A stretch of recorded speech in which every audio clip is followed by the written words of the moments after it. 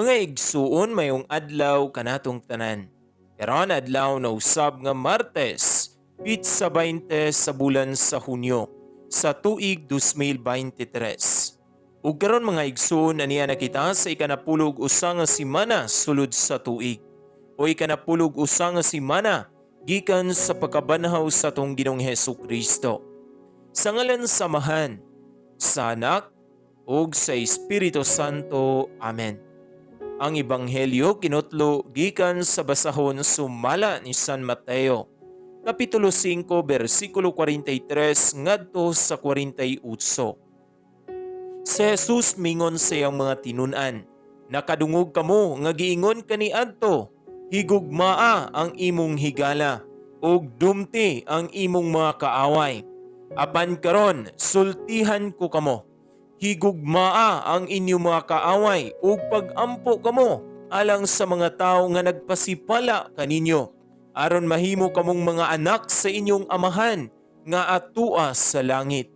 Kay siya sa walay pagpili nagpadan-ag siyang adlaw ug naghatag og ulan ngadto sa mga matarong ug sa mga makasasala. Nganong nagpaabot man kamo nga mubalos kaninyo ang Dios, kung kamo nahigugma lamang sa mga tao nga nahigugma kaninyo.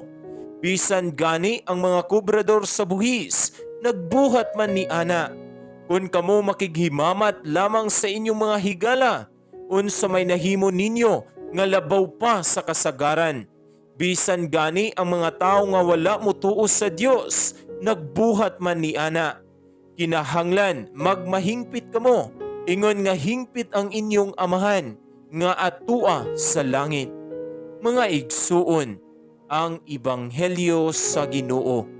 Daygon ikaw o Kristo. O karon mga igsuon, maghiusa kita sa pag-ampo. Ato kining ipahinungod sa atong bayani sa nasod ug bayani usab sa atong kinabuhi. Nga maong mga OFW, nga gidawat nila ang kasakit, kaguol, kabalaka, kahadlok ug kamingaw para lang mahawas kita sa kalisod sa kinabuhi.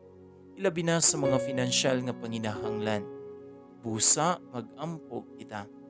Sa ngalan samahan, sa Anak ug sa Espiritu Santo. Amen.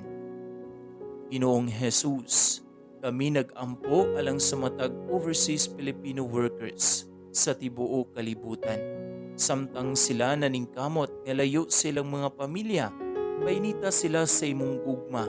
Liguna ang ilang mga kasing-kasing o balaanong amahan. Panalipdi sila batok sa tanang kadaot o kakuyaw sa ilang tagsa-tagsa ka destinasyon.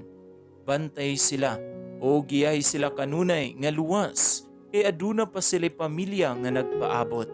Ilabi na sa mga OFW nga nagpuyo sa mga lugar nga bawal magsimba, mag-alagad ug mag-ampo kanimo. Imoang among mga lawas, hunahuna ug espiritu nga imong templo. Nasayod ka sa naa sa among hunahuna, kasing-kasing ug kahimtang sa among kinabuhi. Kining tanan among gipangayo pinaagi sa gamhanang ngalan ni Jesus. Umari ka bala ang espiritu, Ginoong Jesus, among amahan. Apan sa katapusan, matguman ang imong kabubuton. Amen.